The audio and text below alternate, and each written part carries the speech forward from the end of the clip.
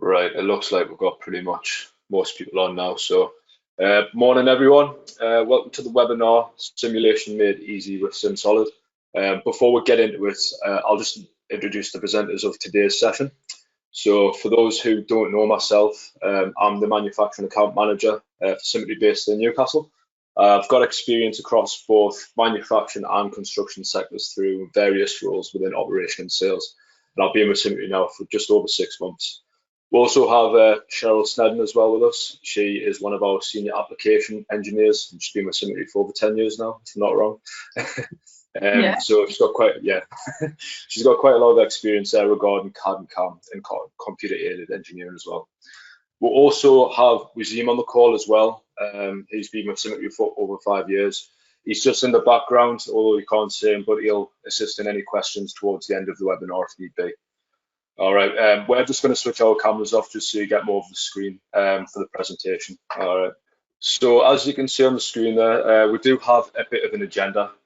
We'll introduce you to Altair SimSolid, give you a bit of a background on what it is and how it works. We'll also give an overview of Nastran for comparison purposes with SimSolid. And then after that, we'll break down the workflow of SimSolid with a focus on analyzing bolted platforms. We'll also cover different capabilities such as node geometry simplification, bolts, pre-torqued and forces, reaction forces, and comparison studies as well. So just to kick things off, we do have a few polls today as well, just to get you guys engaged and understand what your current experiences are around FEA simulation. So if I just launch the first question for you there, that should be coming on the screen for you guys. So which analysis software you're currently using, please specify one if possible. So it looks like 20%, oh sorry, I need to share that.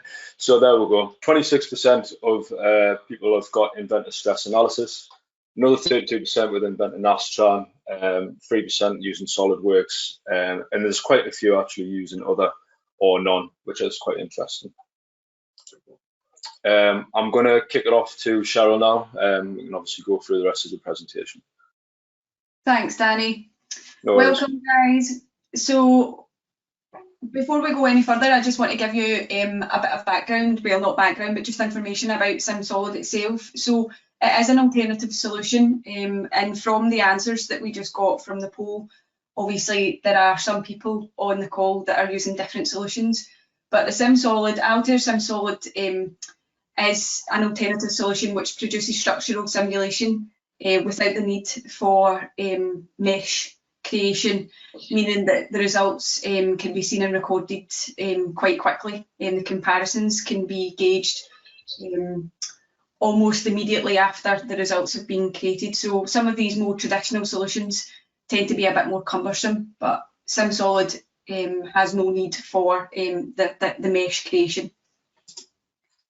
So I'm going to go over some of the information really quickly on these tables, just to give you an idea of the geometry simplification. So for all you guys on the call who have been using an alternative solution, who does have that experience with the traditional kind of a simulation environments, then you'll know that geometry simplification is a large part of your everyday task whenever you're using simulation. So this table here gives you a breakdown on the comparison between inventor Nastran and SimSolid. So on the left-hand side, you can see that the tasks that have been created and the amount of time that it takes. So, you know, it's quite significant that SimSolid doesn't have, you know, any time on any requirements for things like geometry simplification, removing small features, replacement of features and cleanup of the model. And that carries on very nicely to the next slide, guys, which is around the meshing and convergence. And like I mentioned in previous slides, you know, the use of mesh inside SimSolid, there is, you know, it doesn't use that kind of a control. It doesn't use the same convergence that you would be used to, whether you're using inventor stress analysis or Nastran or any other simulation product. You're going to see a big difference in how the results are created and how quick they're created. There is no need for that mesh, and therefore there is no need to spend any time on it. And you can see obviously the pain points tend to be around mesh and convergence for simulation, but we just eliminate that with the use of SimSolid. So this slide here basically is again giving you information about Inventor Nastran and how it actually uses the convergence process. The process that we see here just now is obviously we have to change the mesh size. We're going from 2 millimeters down to a 0.25 local, and we're getting a difference in percentage of the value that you can see. So that 87.65 megapascals, if we remember that value for a slide that's just coming up, it will help you to understand, you know, that big difference between the SimSolid software. So this is basically a slide, guys, that gives you some information about the automatic convergence that SimSolid does as a workflow internally. And if you decide to move forward with the SimSolid product and you want more information from us, then we can expand on this in a bit more detail. We do have a lot of connection with Altair, and we can pass on that information if and when you choose to move forward with the software. But this slide here, guys, is just, again, like I said, if you remembered that value, the 87.65 megapascals, which is basically here, you can see the difference, which has been calculated. The convergence within SimSolid, there is no need to create the mesh, there is no need to wait on the results. It does that automatically. It's an automatic conversion process. So we're going to just give you another poll, guys, just to get some more information. Danny, do you want to fire through the next question on the poll, please? Yeah, absolutely. Just launch it now. So how much time do you spend on preparing a model for simulation? So this is an important question. I mean, we tend to spend a lot of time prepping models before we go into the simulation environment. I mean, even some companies have completely different departments that do this, and it can take weeks. Lead times are long, the process is cumbersome. Sometimes you get a crash and you need to start again. Files are not saved, things like that. So we're just trying to gauge how much time you prep, basically. So as you can see, the majority of people have it less than 4 hours. But as you see, in some cases, it can take much more than a day. So it just depends on user to user, doesn't it? Okay, and we're basically built in. We're here for an hour with you. Okay, so for all those people that are saying less than 4 hours, we're going to be showing you this in less than 30 minutes. So it just puts a bit of comparison into your head, to give you an idea of where we're going with this webinar. Okay, so we're going to take a look at just bolts in general. Again, this is another sticky subject when we think about those traditional techniques. Danny, just out of curiosity, can you still see my screen? Yeah, that's absolutely fine, Cheryl. Yeah, I just wanted to make sure there was no poll on there. No, it's all gone. Okay, so guys, this is like your bolted connections and your traditional workflows for Inventor and Nastran. So obviously inside Inventor there is no analysis for connected bolted connections. So therefore there's no way to use it if you're using that solution. With Nastran, you can analyse the bolted connections, but there is a more cumbersome process that you need to take during that, and the workflow is to suppress the bolts and split the faces, refine the bolted connections, and sometimes that causes problems and everything like that as well. And anyone who's used the products before or any other traditional process will tend to negate any sort of use of bolts. They'll suppress them in the CAD models and they'll move forward from there. So that time that you use, is obviously time that could be used in other tasks throughout the business. So when we think about the SimSolid workflow, we think about how it reuses those bolted connections in terms of it refines the connections automatically. So what we'll see in the live demonstration is that when we bring the model in, then the model goes through a process of creating all those connections, and those connections are then can be modified if and when you need to. Okay, so we'll see that when we get to the live demonstration. So we're going to run through one more poll, just to get another idea, Danny, do you want again to fire through the next one? Is that shown there? Yeah, it looks like people are answering the question already. So the question is, what is the most tedious or frustrating part of your simulation process? Is it the bolted connections? Can it be the weld setup? We're not discussing weld setup today, but we can do that for you in the future. Is it more around meshing and convergence, or is it your results and your comparison studies? Okay, so I can see a clear winner from everyone just now. Danny, can you see that obviously that percentage is quite high on the mesh and convergence? It is, absolutely, which is unsurprising, to be fair, in a typical case. So definitely. So with that mesh and convergence, obviously that's the kind of a point that we've been moving up towards. And I'm just going to show you, Danny, did you share the results with everyone? Yeah, that came through. Okay, no worries. So I'm just going to jump onto the next slide, and I'm going to show you a quick video that Wazim did within, thank you Wazim, within Inventor using Nastran. So the model was loaded in. I'm going to speed through this, guys. This video was 8 minutes long, and I can give you access to it with the presentation so that you can actually see the live 8 minutes. But Wazim went through the process of obviously bringing in the model, applying the material, then doing the contacts, so you can see the constraints that have been added to the bottom of, and this is the same demonstration I'm going to go through inside SimSolid, but with this one here, obviously we're 2 minutes in and we're detecting contacts. So we're detecting contacts until we're at 4.5 minutes. Then we're getting failures.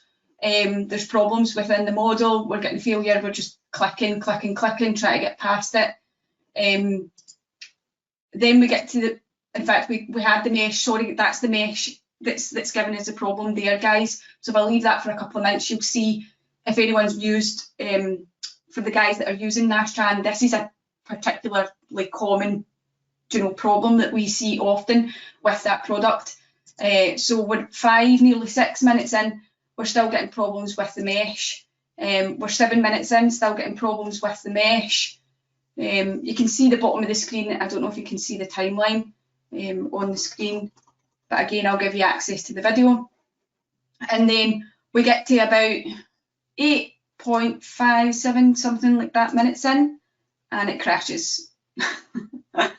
So that was the first run at it, and obviously after the crash, you need to go through a process of starting again. Okay, so that's the type of thing we want to help you to eliminate, and that's where SimSolid comes into play. So what I'm going to do, guys, is go through a bit of a live demonstration using the model that you can see in the background, and give you an idea of basically how this model can be brought in, and this is all going to be live, so you're going to see the data in its native kind of a SimSolid environment. Danny, can you see the SimSolid software on the screen? Yeah, that's showing absolutely fine. Okay, guys, so we're going to go through a process of just importing in the model, and the model that we're going to bring in, like I said, it's a Robson handling model that was given to us because of our close connection with these guys. We've been helping these guys for a long time, or should I say Wazim has particularly been helping these guys for a long time, and they have now committed to SimSolid as their simulation product, and they're finding it, a massive difference, and I think we might have a case study with those guys in the future, so keep your eyes out for that one, and you'll be able to see the actual differences between the old and new kind of a environment. So we're going to work through automatic connections, and like I said, this is the first kind of a process that you would take inside SimSolid as an automatic command. So when we come in here, we can just leave the gap as and click OK. And then the first time that you run the simulation, just to make you aware, is obviously the longest time that you will, wait for results. But what it's doing here is obviously it's going through the process of evaluating every connection between all of the component parts, and that's including nuts, bolts and washers. So that's everything. I've not done any prep. You can see in the model just now that there is still fasteners in there. Now this dialog box is basically telling me that there's a problem, well, it's not really a problem, that there's some areas within the model where there are not completed connections, and that's because if we look at some of these components and we just zoom into them, you can see they're just like rubber connections or plastic connections for each of the safety features on the ends of the tubes. So what I'm going to do with these ones in this case, just for quickness, is I'm actually going to suppress them out. You can delete them out if they're not important to the model. Obviously, if you've already been through that process of preparation, then you might be used to just saying, right, okay, well, we can disregard that because that's not going to cause a problem. And then we're going to close that off. And what I'm going to do just now is just go through the process of changing the view.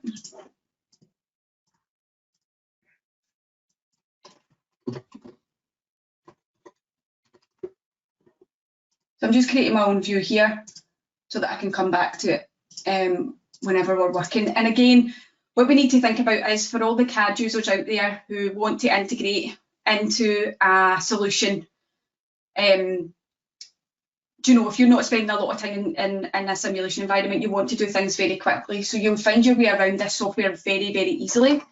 Down the left-hand side, we can see that now the assembly is full of all these components, and that's all the components that have been brought through. And we can look at the connections, and like I say, these were automatic connections, guys, connections that were built by the automatic system. We can see the fasteners and the regular connections between things like the plates and the feet and the bars. Okay, so from here what we're going to do is we're going to go through a process of adding a modal analysis. So the modal analysis will give us an idea of whether all of the connections are in place before we can move forward. Okay, so first thing I'm going to do is I'm going to apply a material, and what I want to just show you before I apply a material is that there is a material database within the software as well, very similar to what you may already be used to. There is options in here to copy existing materials and change your mechanical properties like your Poisson's ratio, density and things like that. Okay, so there is that capability within the software. But we're going to just apply a steel, and the great thing about this is it just applies it to all the parts. There's no need, you know, to go through a process of picking every single individual one. Now you can see in the assembly browser that everything has got that steel stamp next to the name of the part. So now that we've added that material, we can then create a modal analysis. And again, we're creating that modal analysis for the purposes of making sure that there's no disconnection between any of the components. Okay, so I'm just going to put in 20 modes of the frequency. The next thing I'm going to do is I'm going to make sure that we have we've fixed the feet in place. So again, this selection here, if you're using Nastran or Inventor, you might not get the same information from these. You might not get the same information from your fixed constraints afterwards the same way, and I'm going to show you that in some of the reaction forces later on. Okay, so I'm going to click OK to that and then go back to my original view. So I've got my modal analysis, I've got my constraints applied, I've done my material. I'm just going to click on the results. So again, it's the first time I've ran this modal analysis, so therefore it might take just a little bit more time, but again, it's not anywhere near as long as some of the more traditional softwares that we have experience using as well. So you can see down at the bottom left hand corner there is a bar for percentage. It will tell you exactly what it's doing. So at the moment it's solving equations and it's adapting the solution, and that's a combination of the connections that we applied with the material, the constraint, and there's been no need to do mesh. There's been no need to do any particular extras. Once it's completed what it's doing, you know, that's been everything that we've had to do for the modal analysis to get the results. So we're just adapting the solution one more time and we should be there. We're just looking at the parameters. within the model, prepping the plot display, and then we'll gain access to the results.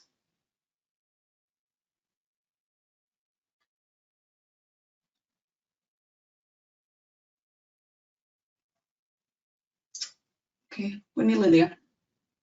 So the good thing about this, like I said, guys, is it's the amount of time. The amount of time you're going to save with doing this solution. And we have obviously evidence of that throughout the time that we've been working with other customers. So you can see the results are now there, they're clear, and we can have a quick look. We're just going to work our way through the frequencies, find out if there's any problems in the model. We're just going to jump back to this one because we've actually got a problem down here with these two bars, and what we're going to do here is we're just going to add the deformation, deformed shape, sorry, and it's going to animate, so we can click on the animation in the legend, and what it's basically doing is it's showing us that actually at the moment the CAD model didn't have any clear connection between the two bars at the top of the ladder, and therefore we're getting this problem. So we're going to clear out the legend, and I'm just going to zoom in just to show you. You can see here, unfortunately, the CAD model wasn't 100%, and therefore what we're going to do here is we're going to go through a process of adding a manual connection. So we do have the ability to add connections using edges. Make sure we pick the right one. So I'm going to pick this one here, and as you can remember from when we did the original connection, we picked 1 millimetre. So we're going to up that to 2 and find the connections, and we can commit to that one. Okay, sorry, unfortunately I didn't do the second one, so I'm just going to go back and do that one as well. So let's just pick the one at the other end as well. I was too quick there. Sorry, again, do that. Find the connections and commit to that, and you'll see a visual of the connections once they're added. Okay, so the results become undone because we've added new connections, but when we click the results this time, obviously it doesn't need to go through all of the other connections. It just needs to go through a process of, you know, the new connections that you've applied and adjusting any solutions and physical information in the background that it's been through in the previous results.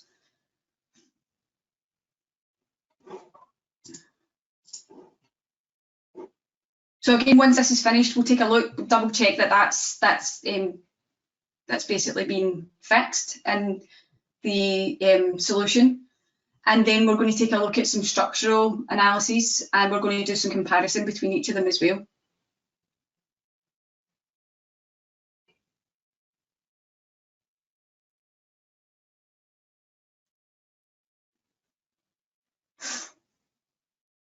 Okay, so we can click on the results and have another quick look. We'll just work our way through the frequencies like we did before.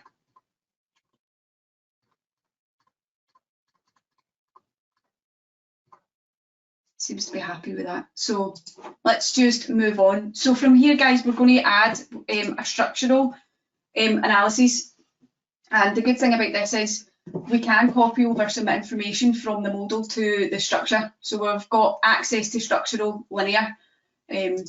So what we're going to do here is we're going to create a structural linear. We're going to select the fixed constraint, copy to structural 1. Once we've got that one in place, we're just going to do a quick gravity load on this one, and what we'll do here is we've got access to change the gravity direction. So at the moment it's in the -y, so we're going to take that to 0 and change the direction of gravity to the Z direction. And when we do that, we get this arrow down the bottom right hand corner of the screen, and that basically indicates the direction of your gravity. It's a bit clearer in SimSolid. So now that we've got that fixed constraint, we've got our gravity, we're just going to run the simulation at the moment, and then we'll do another structure analysis, which will apply a force load on the top of the grating. So again, we've got all the nuts, we've got all the bolts, we've got all the washers in here. We've also got the grating in the top. Again, some models will struggle Whenever you're using, say, Inventor, for instance, you might need to negate that from the model, take it out altogether, don't bring it in. Okay, so let's just take a quick look at the results. Displacement results. We can change the legend. We can change the values in the legend to whatever we want to do to basically get that outcome. And we can see it exaggerated or minimised to whatever kind of areas that we want to do with the magnitude. So we can also look at the maximum and minimum, which is handy. We will be using that later as well. So the legend is, again, very useful. It's very similar to the Inventor Nashtan product as well, but we do have a little bit more tools within that environment. So we're going to copy over this structural and create another one. So within this one, we're going to, the only difference is we're going to apply a face load on to this grating here. So we're going to apply a force displacement, and that's going to be on the face, and we're going to zoom in and select the face on the top here, and we're going to apply minus 10,000 newtons, and that's going to apply the force displacement on the top face.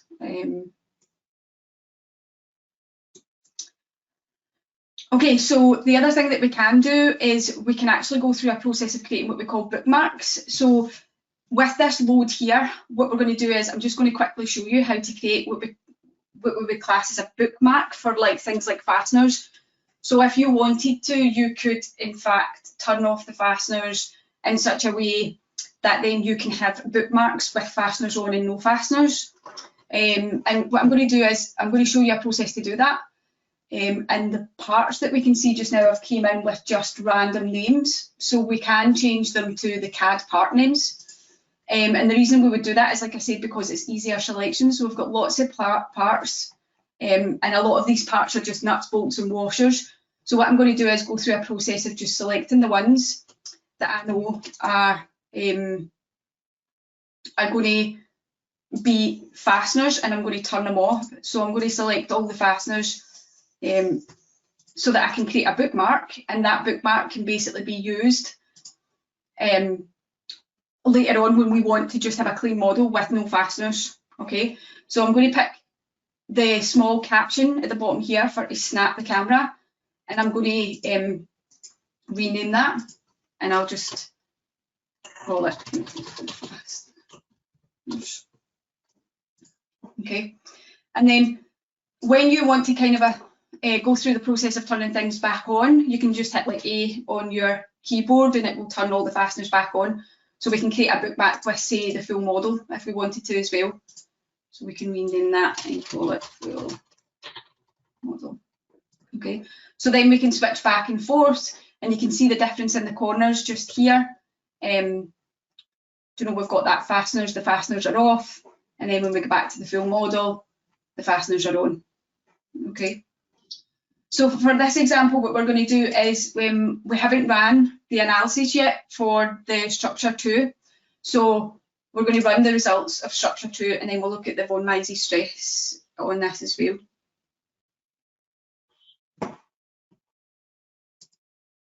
I don't know if there's been any questions just yet, guys. I was just about to say, Cheryl, just to let everyone know if there are any questions throughout the webinar, just put them in the questions box. We can review them at the end of the session. Yeah, definitely. We're going to. I mean, it's not going to take me much longer, guys. As you can see, how speedy this process is. We're adding what we would usually do in a regular basis with like the Nashtan products, and we're getting the results a lot quicker. So, like I said, we've only scheduled in an hour with you, but within 15-20 minutes, I've already got results. There's been no preparation to the model. The results are already there. Okay. So I'm clicking on results from here, and I'm just going to go and look at our stress. And in this instance, we can put like the maximum and minimum on. We can record that. We can actually create another bookmark if we want at this point. And that would just be for purposes to maybe create some sort of manual. We all need to create some sort of document afterwards. So, the bookmarks can be very useful to create those images, which we would then project onto our manual documentation.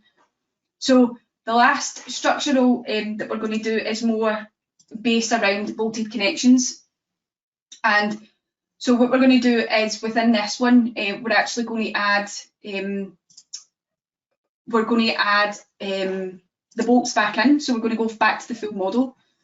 We're going to click on structural number 3, and what we're going to see here is, and this is something that, to be fair, I was blown away with, is the fact that I can actually come in and I can add nut tightening information around your torque. So I can actually do that with nuts within SimSolid. That's just, yeah, again, the information it gives you out on the bolt as well is significant to the process. So something that is not available in some of the more, you know, in some of the other traditional processes, simulation software, sorry. So I'm just going to select a few nuts, as you can see here. Information I need to make sure I've got, which most of us will have, is the thread pitch and the torque. So if we just put a value in there just now, just to give you an idea, and then click on OK, what will happen is it will add the nuts tightened under the loads and constraints, and then we can run the analysis and solve it from there. Okay, so the other things that we can take a look at are things like, I mean, once this is completed, we can actually look at a list of the bolted connections and things like that that have been applied, the reaction forces, things like that. So there is a lot within the system that we can go over, guys, but I think at the moment that would be kind of enough to give you an idea of how the software is compared to the solution that you might already be using. And like I said, you know, these are the forces that you can see here of the bolts. And if we look at the axial force for bolt 346, and we take a look at where that is, and zoom out slightly.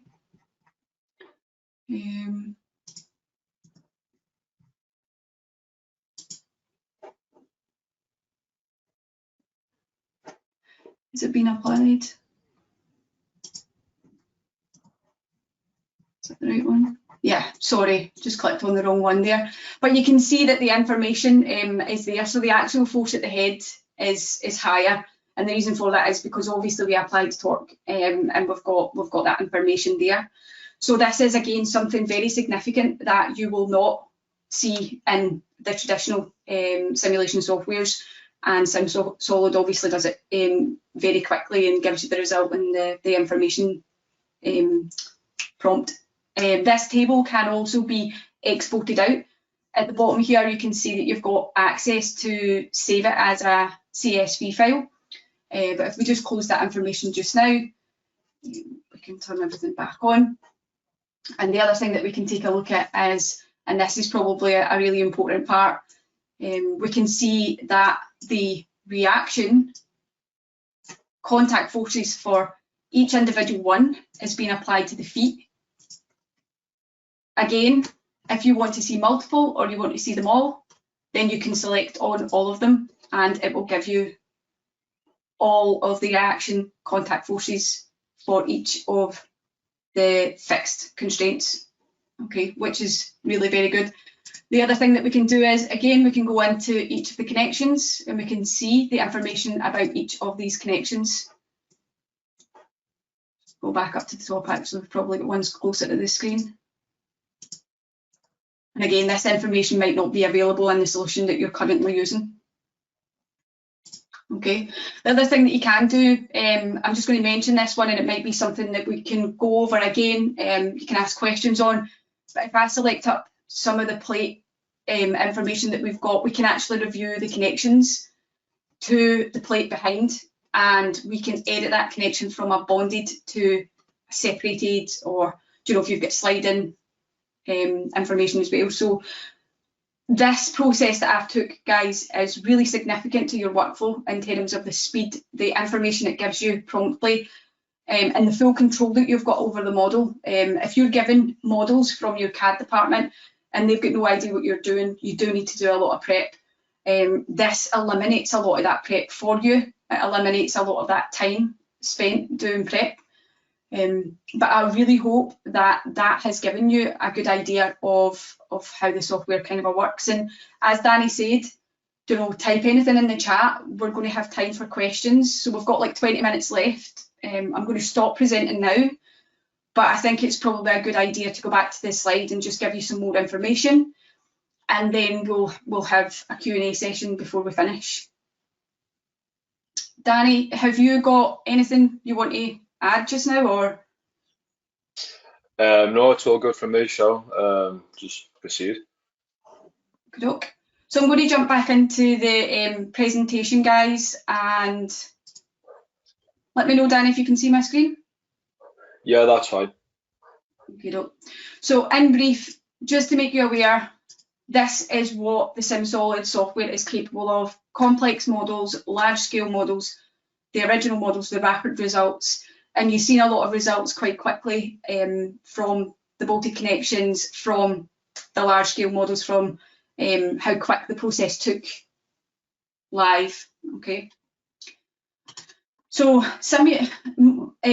most of you guys will want to see or figure out some results that have been based around the software. I mean, where have they came from? So basically, what we're going to do here is just quite quickly go through each of the slides, just so you've got an idea. But this is a theoretical example that Wazim's worked on. But there are kind of a SimSolid results that are based around this benchmark of tests. Okay, so basically what we're going to do here is we're going to attach the information to this webinar. So you should have a document which is attached to the webinar, and you can download this document and have a look at the benchmark tests that have been done for the product. But just to give you an idea, these are some of the tests that have been done. So the elliptical plate, the results, 0 difference, the skew plate, the results, 2.2%, the cylinder, which is your sphere shell, kind of under pressure, 0.6%. Okay, so this kind of a documentation you can go over in your own time, and obviously you can come back and ask Wazim questions or myself questions around areas. But yeah, I mean, if you want a free trial of SimSolid as well, you can gain access to the SimSolid free trial through our website. So if you head to our website and if you look for the SimSolid product page, you will find a set of criteria for downloading a free trial. Okay, and I've just been informed by Wazim that actually the meeting is only 45 minutes long, so I'm so used to an hour, guys, I apologise. So we've got like a quick 5 minutes of questions. So Danny, I'm going to switch it back to you. Thank you. Yeah, no worries. Thanks very much for the demonstration, Cheryl. So we do actually have a few questions that have came in throughout. The first one was, is SimSolid a single user license? The simple answer is no. So SimSolid's a network license which can be used concurrently. That basically means that any user can have access to it at one time as long as they've been assigned to the license. So for example, if you have 10 people within your design and engineering team, all 10 could use it, but only one at a time. You can actually get more than one license. I'll share some information with you later on. That's fine. The second question, what type of files can be opened in SimSolid? If you'd like to demonstrate that, Cheryl, that'd be great. No worries. So what I'm going to do is I'm just going to pull over. Can you see my screen all right? Yep. Yep. So basically, if we go to import from file, you can see here we've got SimSolid geometry is the first one. So we've got CATIA files, Inventor files, Pro Engineer, SolidWorks step files, basically, yeah, a whole host of files. The file that I used today was the Parasolid, which is most popular. Yeah. We've got another one as well. What hardware specs are you using for the demo? Oh, for this, what have I been using? Yeah. Oh, right. I believe that's the question. Yeah, like running the mill laptop. Do you know, it's not, my laptop's not anything specific. It's I think it's like a 3 gigahertz with 16 or 32 gigabyte RAM. Okay. Wazim's got like a laptop that's like a 15-inch wee tiny thing, and he runs it constantly. I've got another one as well. I'm just trying to read through it because the questions seem a bit skewed, but can you explain the software, how the software takes the model and identifies what is a bolt or nut or washer or different component, and does it sometimes not pick it up? And can you define a part as a bolt or a nut if it misses it? Yeah. So Wazim, are you there? Yes, I'm here. The answer is yes. Yes. We can actually change the parts to a washer and a bolt, provided it looks like a washer. If it doesn't look like a washer, then we can't do it. But the answer is yes. But there is a whole host of questions there, so I'm going to go through them pretty quickly here. So one question is, what material models do we have available in SimSolid? We have, if you just go to the settings, Cheryl, the one you had first, material database, click edit material at the bottom. That one there. We have the ability to specify linear and non-linear material properties in here, elastic plastic, just like Nastran or SolidWorks simulation. And the next question is, does it work with SolidWorks models? The answer is yes. And we don't have access to SolidWorks, so I assume if you bring in a model from SolidWorks, it should bring in the material properties as well. And the next question is, it does do nonlinear analysis, as you can see a minute ago. If you go to the next one, that's the one. We can do nonlinear elastic plastic as well. The pricing structure, we can take that offline. The next one is, I think the guys cannot see the handouts, so I guess we will send you a link to download the handout. Yeah, that's fine. I can sort that out. Yeah, okay. And then I think, is there any more questions, Danny, from your end? There was, to be fair, so one of them was, can you probe results at any location on the model? Oh yeah, so we've got this pick point here. So if we go to results. You need to show results first. Thanks, Cheryl. Yeah, okay. And then we've got the results, so we can go here and pick a point, and we can place it on the model, whatever. And we'll get the information for that time that we're working yet. Okay, thanks, Cheryl. Yes, and then there's another question there. Will the presentation be available? The answer is yes. You'll get a link probably tomorrow to the presentation and the link to the recording as well. Can you do fatigue analysis within SimSolid? I believe that's a yes. Yeah. Yeah, we've got the button at the top just here. Yep. All right. I think that's all the questions there. Well, thanks very much for everyone attending. And of course, if there are any questions after the webinar, feel free to give me, Cheryl, or Wazim an email, or feel free to give us a call and we can go through it. Perfect. Thank you very much, guys. Yep. Thanks very much, guys.